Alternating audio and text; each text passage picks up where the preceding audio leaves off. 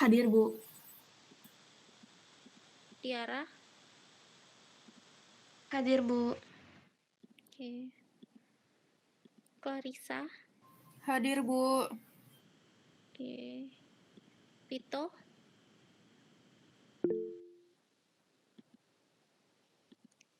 Itu hadir. Haidar. Haidar hadir gak? Oh iya, kemarin itu saya kan cekin tugas yang udah masuk nih, yang belum masuk cuma Haidar nih. Haidar ada ngumpulin gak ya? Belum ada ya orangnya ya? Haidarnya ya? Haidar sakit, Bu. Oh, Haidar sakit. Berarti hari ini izin ya?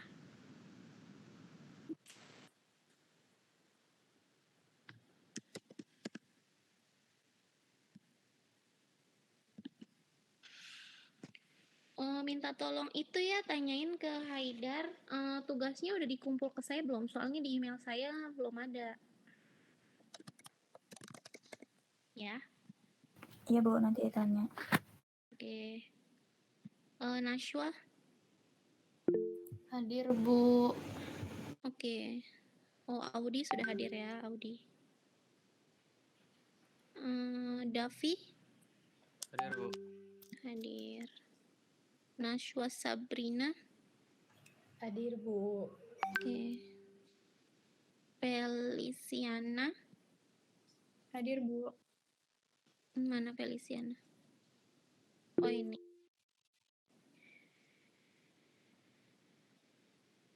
Nabila Atika, Hadir, Bu. Eva Faiza, Hadir, Bu. Gina, Hadir, Bu. oke. Dini, Hadir, Bu. oke. Muhammad Dafa, Ada, Bu. oke. Putri Farida, Hadir, Bu. oke.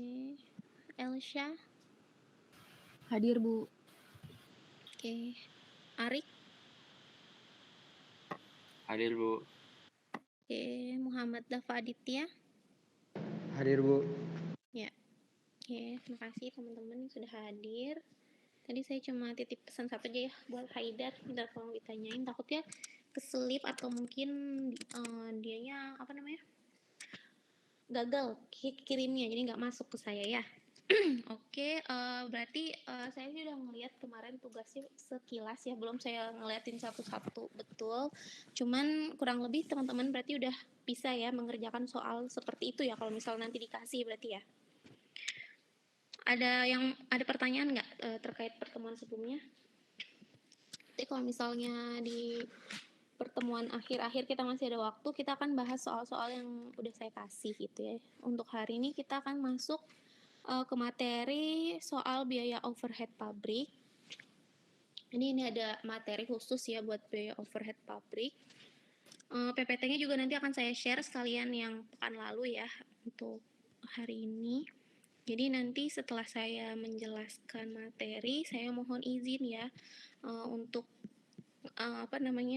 untuk nggak lama-lama gitu ya ngajar untuk hari ini gitu. Jadi nanti saya kasih tugas lagi aja untuk lebih memahami terkait materi hari ini. Oke, saya share screen ya.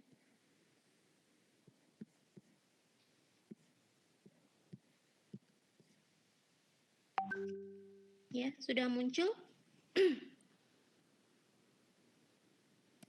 Udah, Bu. Ya. Ya. Bismillah, hari ini kita akan membahas soal biaya overhead pabrik. Jadi, learning objektif untuk pertemuan hari ini diharapkan teman-teman semua bisa tahu gitu ya, BOP itu yang seperti apa, komponennya apa saja, kemudian bisa menjelaskan dan juga menghitung terkait tarif dari BOP itu sendiri. Kemudian juga bisa melakukan perhitungan terkait BOP aktual juga gitu ya. Karena kan BOP ada yang aktual, ada yang estimasi ya. Dan juga diharapkan bisa menghitung estimasi BOP dan juga dapat mengetahui nih kalau misalnya estimasi kita lebih dari aktualnya perlakuannya seperti apa ataupun sebaliknya itu seperti apa, nanti kita akan bahas di sini. Ya, jadi apa itu BOP ya? BOP ini secara umum itu didefinisikan sebagai bahan tidak langsung atau bisa dibilang biaya tenaga kerja tidak langsung. Pokoknya semua biaya pabrik lainnya yang tidak dapat dengan mudah diidentifikasi atau dibebankan secara langsung ke pekerjaan, produk, atau tujuan biaya akhir tertentu. Istilahnya itu selain biaya produksi gitu ya, biaya untuk memproduksi suatu barang secara langsung, nah itu masuknya ke biaya overhead pabrik. Kemudian istilah lain terkait BOP ini juga banyak ya. Jadi ada yang nyebutnya itu factory burden, manufacturing expense, manufacturing overhead, atau factory expense, indirect manufacturing cost. Itu istilah-istilah lain. Intinya tuh sama aja, sama-sama soal biaya overhead pabrik gitu.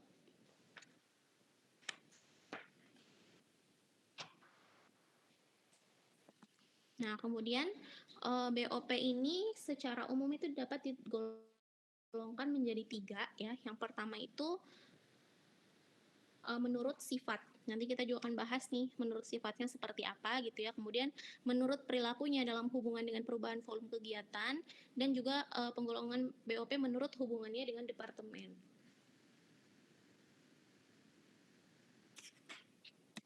Nah, ini penggolongan BOP menurut sifatnya. Ya, sebentar.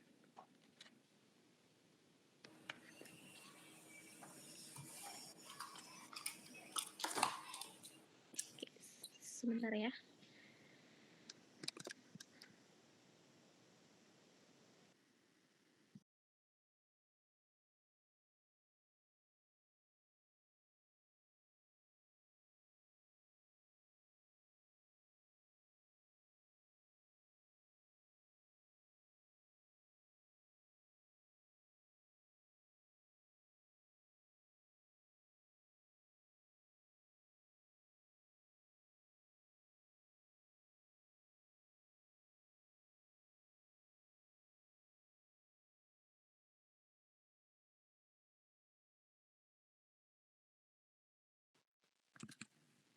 Oke, ya ini penggolongan BOP menurut sifatnya. Jadi ada biaya bahan penolong. Jadi biaya bahan penolong itu apa sih gitu kan?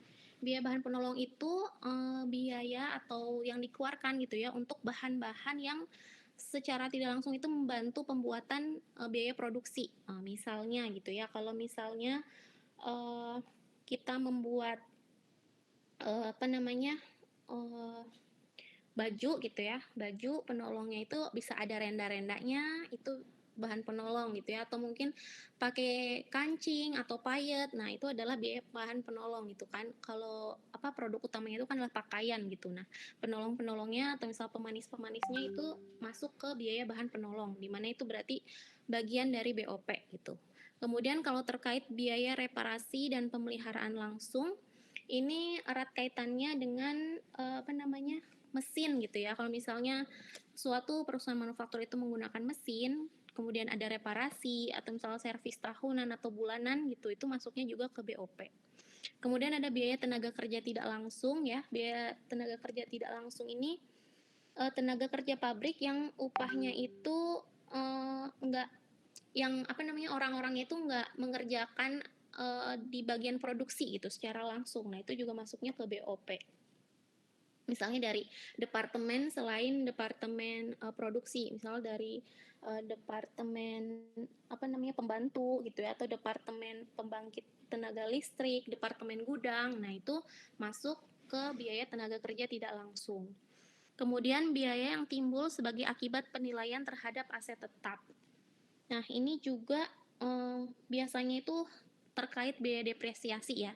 Kita udah sering mendengar ya di materi-materi sebelumnya kalau misalnya ada depresiasi itu masuknya ke BOP. Kemudian biaya yang timbul sebagai akibat berlalunya waktu itu biasanya biaya-biaya asuransi gedung ya, biaya asuransi kecelakaan karyawan, biaya amortisasi kerugian gitu ya, itu masuk ke dalam biaya yang timbul sebagai akibat berlalunya waktu.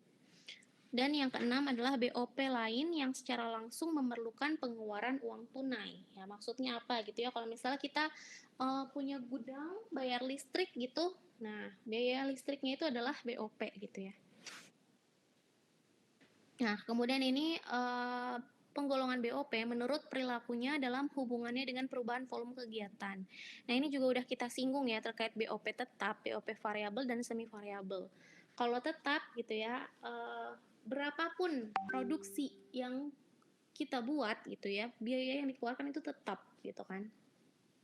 Kemudian kalau variabel itu biaya-biaya yang keluarnya atau misalnya kita bayar itu sesuai berapa banyak produksinya gitu ya. Kalau misal tadi contoh biaya kancing gitu ya. Kancing itu akan kita bayarkan sesuai dengan produksi yang kita buat. Nah, itu berarti BOP variabel. Kemudian kalau BOP semi variabel di pertemuan yang sebelumnya kita mencontohkannya itu kayak apa? Listrik ya. Listrik itu berubah atau misalnya menyesuaikan sesuai dengan kapasitas yang melebihi jam tertentu gitu ya, misalnya gitu. Misalnya memang untuk sebulan itu 1 juta untuk sebulan untuk sekian watt gitu. Nah, kalau lebih dari watt tersebut gitu ya, berarti lebih dari 1 juta itu masuknya ke semi variabel. Nah, kemudian ada penggolongan BOP menurut hubungannya dengan departemen. Ya, ini terkait BOP langsung sama BOP tidak langsung. Atau di sini bahasa Inggris ya, direct departmental overhead expense dan indirect departmental overhead expense. Nah, terkait biaya departemen ini itu ada sendiri babnya ya yang akan kita bahas. Mungkin pekan depan kita akan masuk ke departemenisasi. Pokoknya untuk kita akan melakukan pembagian sesuai dengan departemen gitu ya. BOP-nya akan dibagi sesuai dengan departemen-departemen yang ada di perusahaan gitu. Oke. Nah, kemudian kita masuk ke penentuan tarif BOP gitu ya. Sebenarnya BOP ini kan tadi ya ada yang namanya BOP aktual, kemudian ada yang namanya estimasi BOP gitu. Nah, kadang kita melakukan estimasi itu untuk apa gitu? Karena memang kalau contohnya gitu ya, kalau misal pekan lalu kita bahas soal job order costing. Kita nggak bisa nih nunggu BOP bulanan keluar karena kan job order itu macam-macam ya. Ada yang datangnya pada saat awal bulan gitu ya, pesanannya di awal bulan, di tengah bulan. Makanya kita butuh yang namanya melakukan estimasi itu, dimana jadi biaya itu dihitung tidak perlu menunggu sampai keseluruhan pesanan selesai gitu ya. Jadi kita bisa melakukan estimasi. Nah, antara lain gitu ya, itu adalah karena memang adanya perubahan tingkat kegiatan produksi dari bulan ke bulan gitu ya, seperti tadi ya. Kalau job order costing itu kan sesuai dengan kebutuhan pesanan gitu kan, sesuai dengan pesanan customer ya kita akan mengeluarkan BOP-nya ya sesuai dengan pesanan gitu. Kemudian perubahan tingkat efisiensi produk gitu ya, misalnya bulan ini dan bulan selanjutnya itu beda gitu ya, jumlah produksinya itu juga akan kita sesuaikan. Kemudian adanya BOP yang terjadi secara sporadik gitu ya. Sporadik di sini juga maksudnya lebih kepada apa ya? Bahasanya yang gampang itu ada yang tahu nggak untuk membahasakan sporadik ini apa? Sama halnya gitu ya, kalau sporadik itu juga nggak tentu gitu, bisa jadi bulan ini dan bulan depan itu berbeda gitu. Dan BOP mungkin ada yang teratur pada waktu-waktu tertentu, kayak misalnya tadi ya ada BOP yang pada suatu kapasitas tertentu itu biayanya akan segitu gitu ya, mau produksinya berapapun gitu ya, memang bulanannya segitu, kecuali kalau ada kelebihan gitu ya, atau misalnya ada overtime dilakukan yang tidak seperti biasanya, nah itu akan mempengaruhi perubahan dari BOP gitu.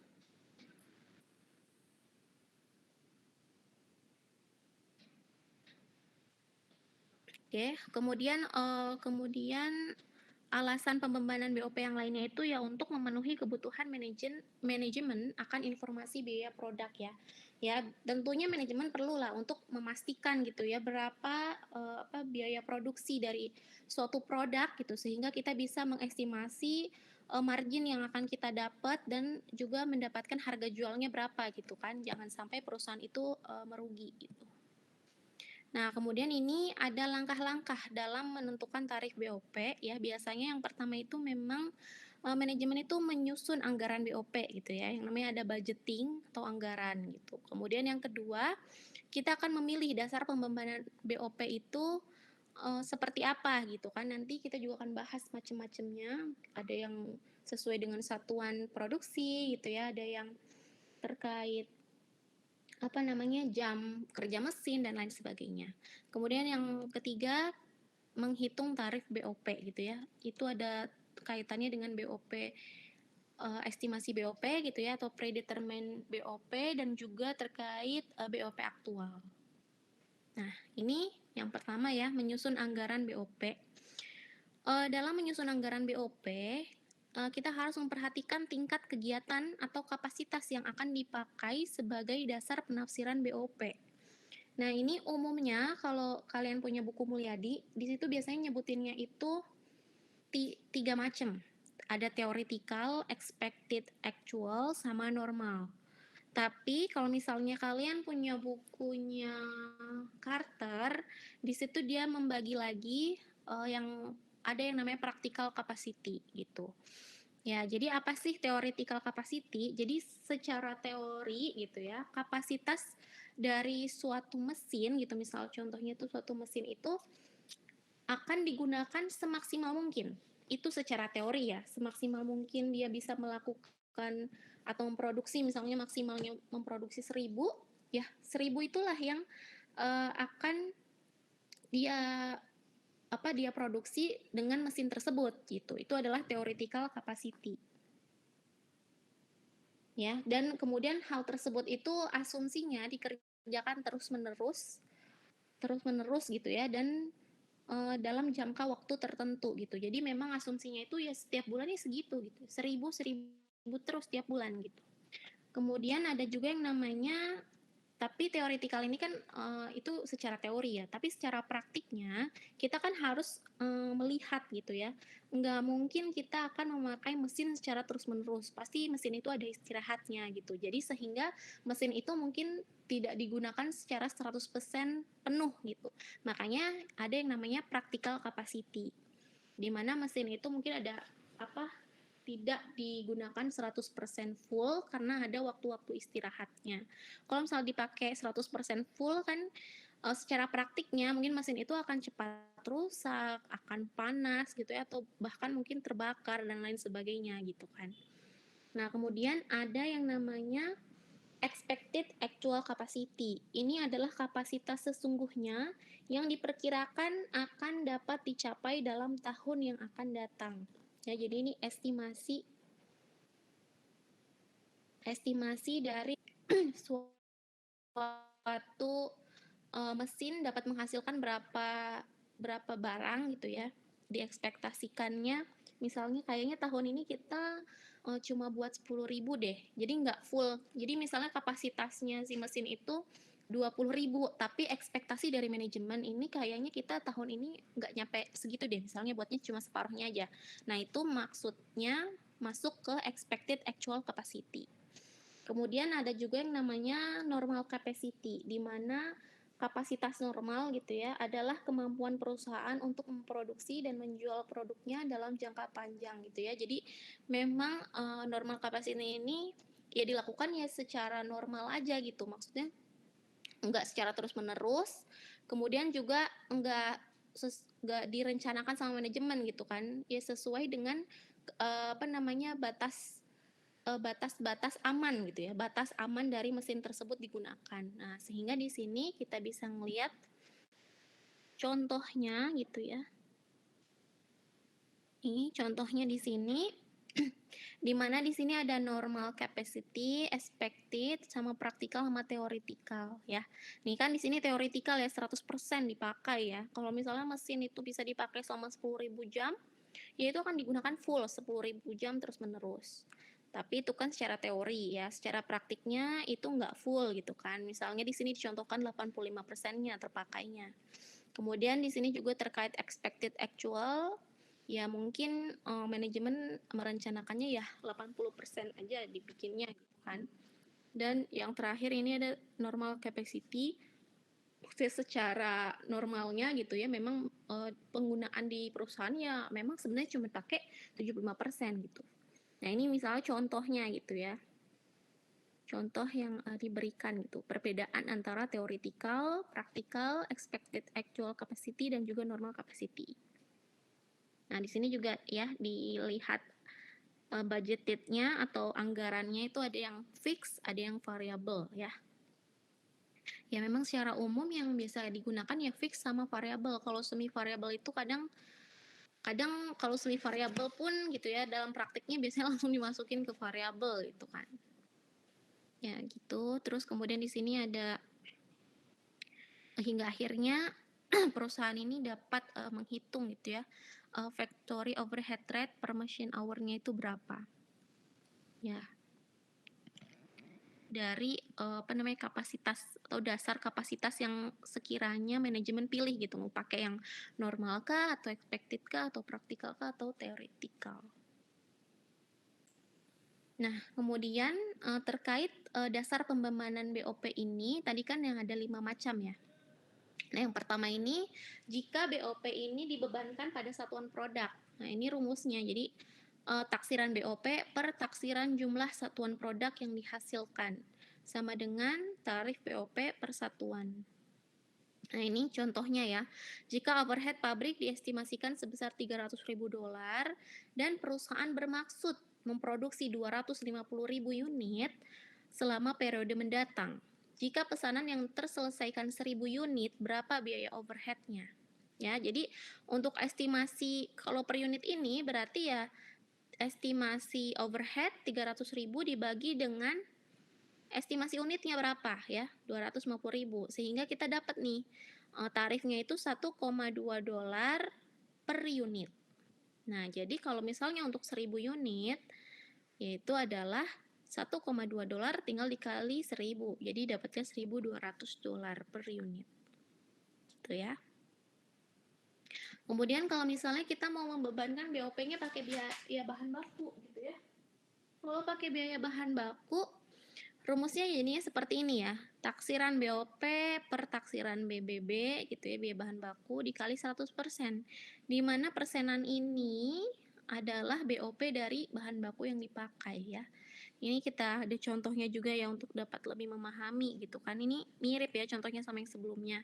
Cuman di sini perbedaannya, jika bahan baku untuk pesanan $5.000, berapa biaya overhead yang dibebankan? Nah, ini caranya ini ya, 300.000 per 250.000 dikali 100%, sama dengan 120% dari bahan baku yang dipakai. Nah, berarti 120% dikali $5.000, sama dengan $6.000 BOP-nya. Itu ya. Kemudian ini biaya tenaga kerja, ini juga sama. Taksiran BOP per taksiran BTKL kali 100% gitu ya. Jadi dasarnya itu pakai biaya tenaga kerja langsung di sini ya. Jadi jika biaya overhead diestimasikan sebesar 300.000, kemudian total biaya tenaga kerja langsungnya $500.000, maka berapa gitu ya kalau misalnya produk atau pesanan dengan biaya tenaga kerja $12.000, berapa BOP-nya gitu kan. Sama, kita tinggal ikutin rumus saja ya. 300.000 per 500.000 kali 100% sama dengan 60% dari BTKL. Jadi BOP dari 12.000 tenaga kerja langsung gitu ya adalah 7.200. Nah, ini terkait jamnya. Kalau ini kan terkait biaya tenaga kerja. Kalau ini terkait jam tenaga kerja langsungnya. Nah, jadi taksiran BOP per taksiran jam tenaga kerja langsung sama dengan BOP per jam TKL gitu. Jadi ini basisnya itu jam tenaga kerja. Kalau tadi kan basisnya berapa yang dibayarin ke tenaga kerja gitu kan. Nah, ini contohnya kalau BOP diestimasikan $300.000, total jam kerja langsung yang diestimasikan itu 60.000 jam, maka kalau yang dipakai itu 800 jam tenaga kerja langsung, berapa BOP-nya gitu kan. Ini juga sama, tinggal 300.000 dibagi 60.000 sama dengan $5 per jam tenaga kerja langsung, sehingga kalau untuk 800 jam tinggal dikalikan dengan 5 gitu ya. BOP-nya itu $4.000. Nah, kalau ini terkait pembebanan BOP-nya pakai jam mesin. Ya, tinggal taksiran BOP per taksiran jam mesin sama dengan BOP per jam mesin. Mirip ya sama yang tadi, cuma ini taksirannya itu jam mesin, bukan tenaga kerja langsung. Ya, kalau misalnya BOP diestimasikan 300.000, kemudian jam mesin diestimasikan 20.000 jam, maka kalau misalnya penggunaan 120 jam mesin, berapa BOP-nya gitu kan. Nah, tinggal dibagi aja, 300.000 dibagi 20.000 sama dengan $15 per jam, sehingga BOP-nya itu $15 dikali 120 sama dengan $1.800. Ya, itu ya. Untuk memilih dasar pembebanan BOP kepada produk. Jadi itu based on manajemen pilihannya manajemen gitu ya, strateginya mau pakai yang mana gitu. Nah, kemudian yang ketiga, kita juga dapat menghitung tarif BOP. Ini saya ngambil dari bukunya Carter ya, contohnya DeWitt Products itu punya expected capacity level. Jadi dia pakai expected capacity level ya, kapasitasnya itu dari expected capacity 20.000 mesin jam gitu ya, 20.000 jam dari mesin yang dipakai gitu. Kemudian BOP-nya diestimasikan $300.000 gitu ya. Kemudian BOP ini akan diklasifikasikan kepada biaya tetap dan juga variabel. Nah, di sini contohnya gitu ya, untuk pengklasifikasiannya kayak gimana? Kayak gini nih.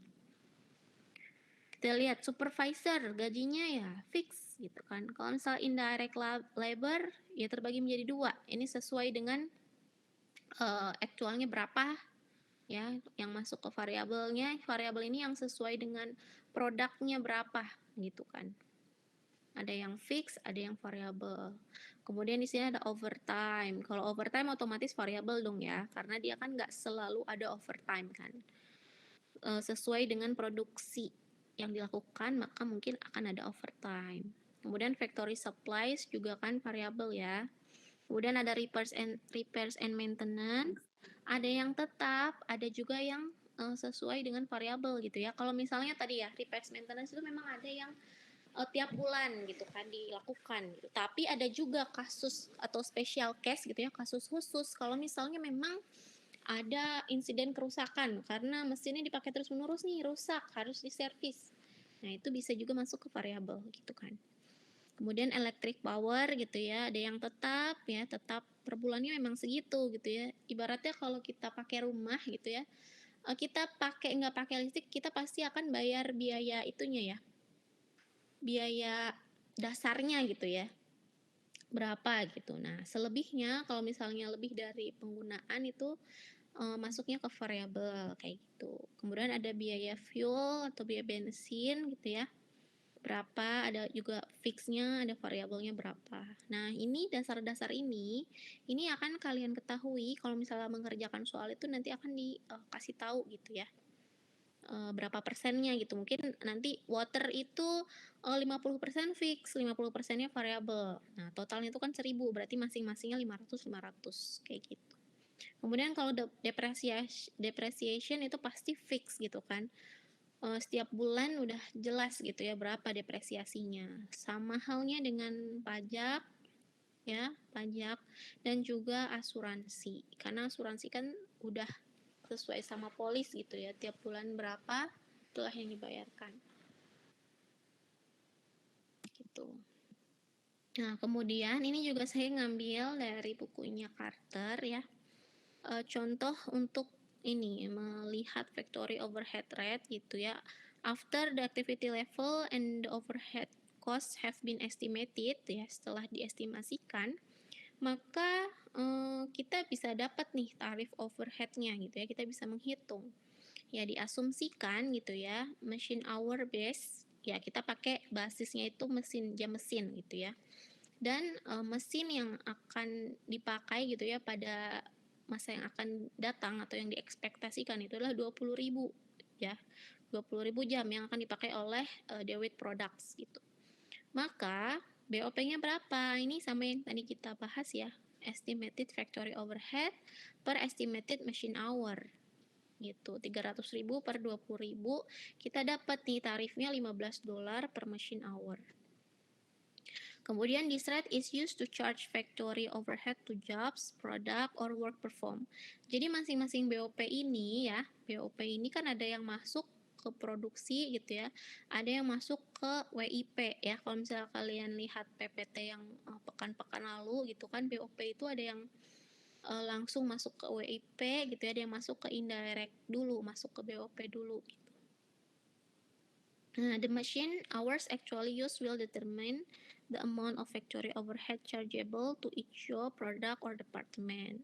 Nah, ini the factory overhead rate can be divided into fixed and variable component as follow. Ya, ini estimasi dari fixnya ya, 125.000. Estimasi variabelnya itu 175.000. Jadi dari 300.000 itu, 125.000-nya itu fix dan 175.000-nya itu variabel. Sehingga kita dapat nih fixed portionnya $6,25 gitu ya, dan variable portionnya $8,75 gitu. Jadi memang $15 ini ada porsi fix dan juga ada porsi tetapnya, porsi fix dan juga variabelnya gitu ya.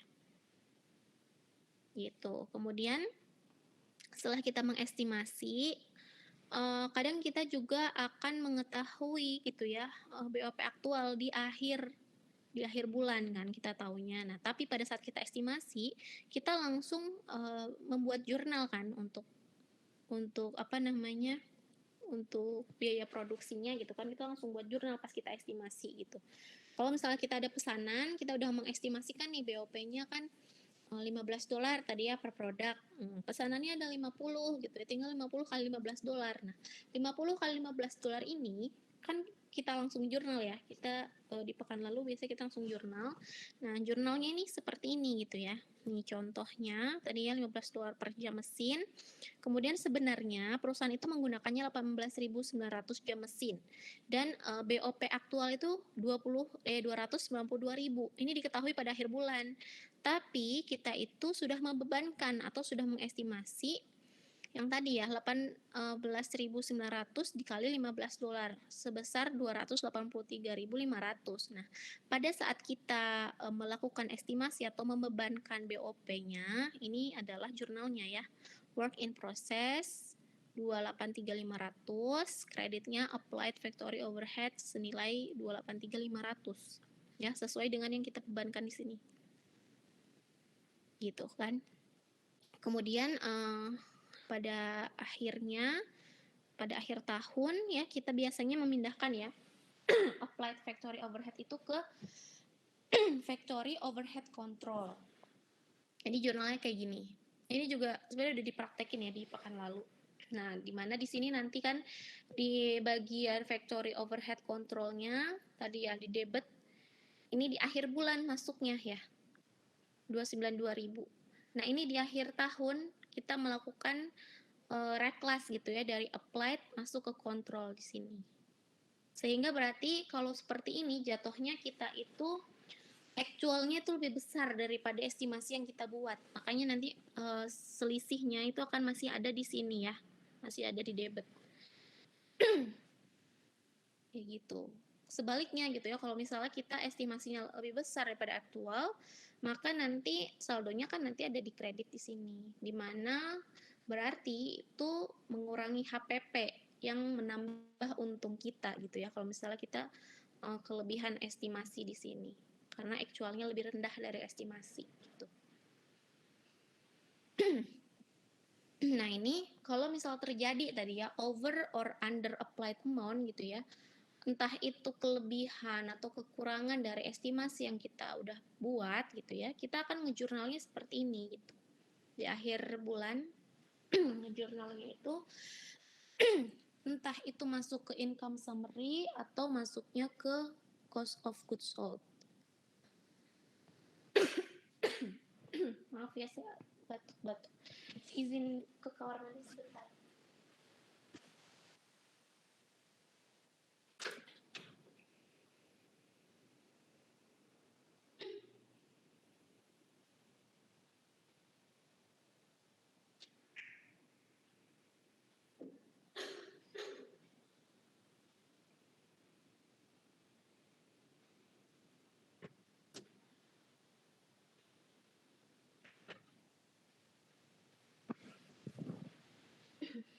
Oke, lanjut.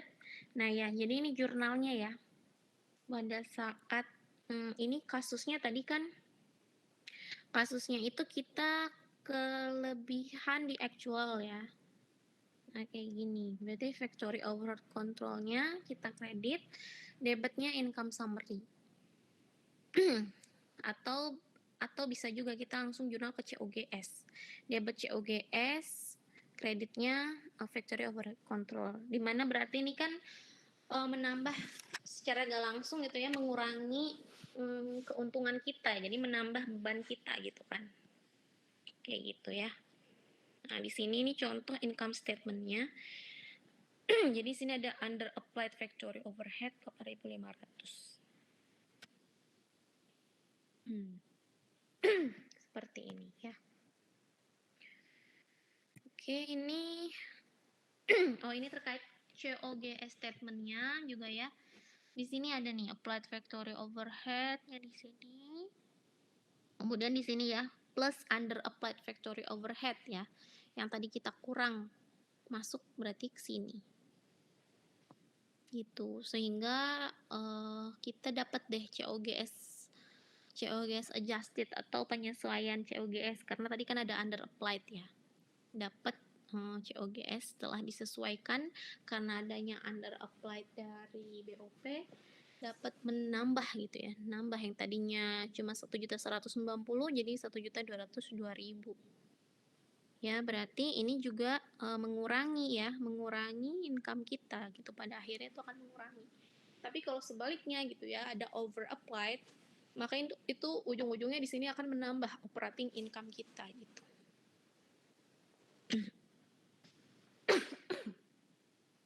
Nah ini ada over or under applied amount juga, ini contoh lainnya ya, bisa dibaca aja. Ini ngambil dari buku Carter juga gitu ya. Asumsinya itu kan memang pada suatu perusahaan manufaktur ada yang namanya work in process ya, ada yang namanya finish good, dan juga itu akan menjadi COGS kita gitu ya, menentukan COGS kita berapa. Nah dari masing-masing ini, finish good, work in process, COGS itu kan pasti ada komponen direct material, direct labor, dan juga BOP gitu kan. Di sini misalnya WIP-nya 25.000, menghasilkan finish good 45.000, sehingga COGS akhir gitu ya kita tuh dapat 180.000. Nah di sini kalau misalnya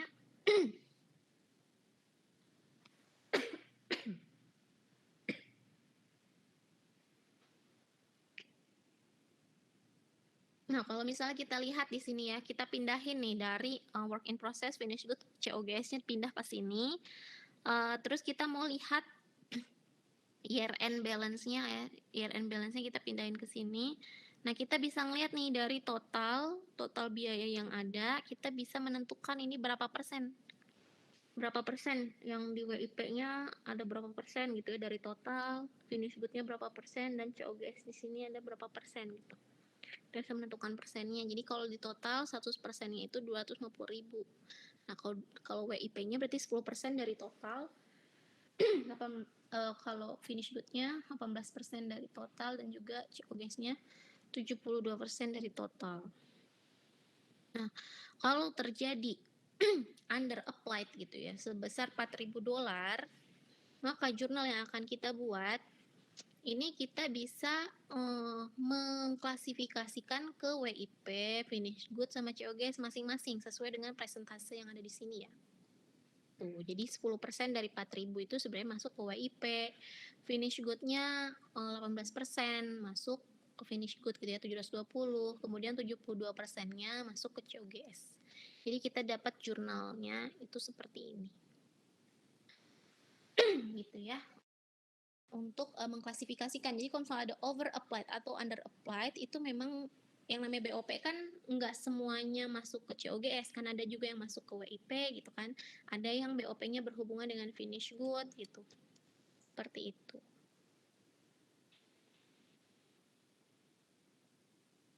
If factory overhead had been over applied, the two inventories and cost of goods sold will be credited ya. COGS-nya akan terkredit dan factory overhead control-nya akan didebit. Ini kalau misalnya terjadi over applied. Ya tinggal dibalik aja ya. Oke. Kemudian ini juga saya ambil dari buku Carter ya. Ini misal applied overhead gitu ya. WIP 5.000, finish goods 19.000, cost of goods sold 70.000. Ini sama ngambilnya dari yang ini ngambil dari 5.000, 19. Oh, ini ngambilnya dari yang sini ya. 5.000, 19.000, 76.000. Yang di total itu 100.000. Dimana kita juga bisa menentukan nih presentase masing-masing sehingga ketika kita mau mengklasifikasikan ke WIP, finish good, cost of goods sold juga caranya gitu sama ya, tinggal 5% dikali 4.000 langsung masuk ke sini ya. Ya, applied overhead. Kalau yang ini kita in total ya, secara total ya, kita asumsinya di sini pada saat di akhir gitu ya, secara total kita mau mengklasifikasikannya kayak gini gitu ya. Tapi kalau misalnya kita mau mengklasifikasikan si applied overhead-nya aja gitu ya, berarti seperti ini ya. Ini bisa dibaca lagi nanti ya untuk dapat lebih memahami lagi. Nah, mungkin segitu aja ya untuk materi kali ini. Ini nanti ini saya langsung share aja grup ya biar saya nggak lupa. Itu kemudian agar dapat lebih memahami gitu ya, kalau misalnya sekedar mendengarkan dan juga ngeliat tanpa praktek kadang kita juga masih bingung gitu kan. Jadi saya kasih soal juga untuk pertemuan kali ini, nggak banyak sih soalnya, sama kayak kemarin, malah lebih sedikit kayaknya untuk sekarang. Jadi ini soal terkait yang pekan lalu itu kan kita bahas ada yang namanya scrap, ada yang namanya rework ya. Itu kan belum kita lakukan pelatihan atau belum coba ngerjain soal ya. Jadi pekan ini juga ada soal-soal itu gitu. Nah, itu berhubungan dengan PPT minggu lalu juga nih. Biar saya share sekalian PPT-nya.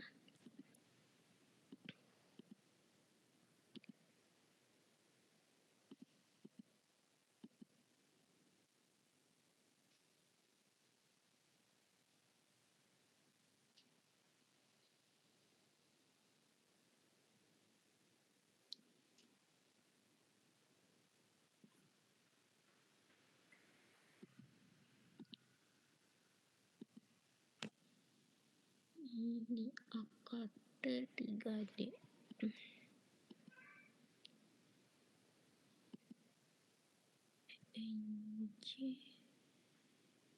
Pertemuan 3 ya yang belum saya share ini.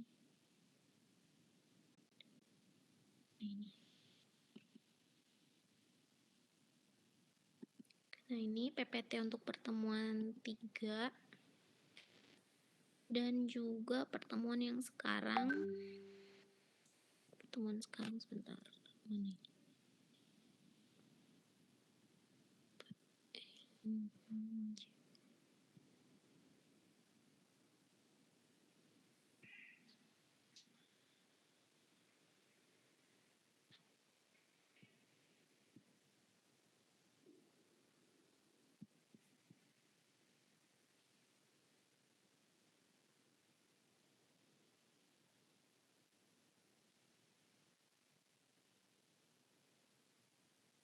Nah, ini yang pertemuan kali ini. Dan ini soalnya.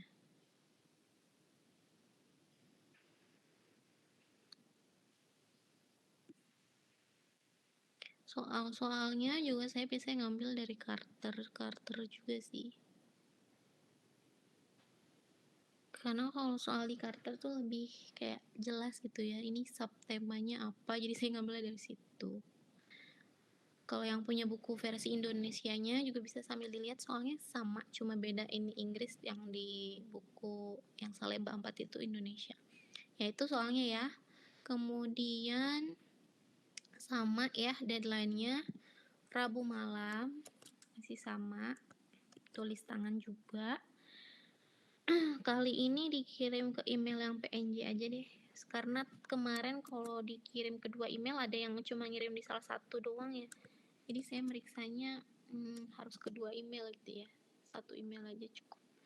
Kemudian untuk subjeknya tugas AKPI AKT 3D part 2, dan juga untuk file nama filenya ya biar seragam, itu adalah AKT 3D gitu ya, terus nama langsung gitu aja ya, AKT 3D nama sama belakangnya part 2. Oke, ini ya. Oke, mungkin itu aja ya untuk hari ini. Saya mohon maaf ya nggak bisa lama-lama. Kalau misalnya nanti ada yang mau ditanyakan terkait soalnya kurang jelas, itu bisa di WA aja. Terus untuk pembahasannya, kalau misalnya di akhir nanti di pertemuan keberapa kita berarti? Pertemuan ke-7 atau ke-8 gitu ya, kalau kita masih punya banyak waktu, kita akan bahas soalnya ya, dari awal sampai yang nanti kalau misalnya saya kasih soal tuh kita bahas rame-rame ya. Jadi mohon untuk coba dikerjain dulu ya. Ya, mohon maaf ya, hari ini sebentar aja ya. Gak apa-apa ya. Saya juga off cam nih, maaf juga nih, saya jadi off cam ya. Kalau gitu, terima kasih ya teman-teman semua atas waktunya. Selamat mengerjakan soalnya. Sampai jumpa di pekan depan ya. Assalamualaikum warahmatullahi wabarakatuh. Waalaikumsalam. Waalaikumsalam. Terima kasih, Bu.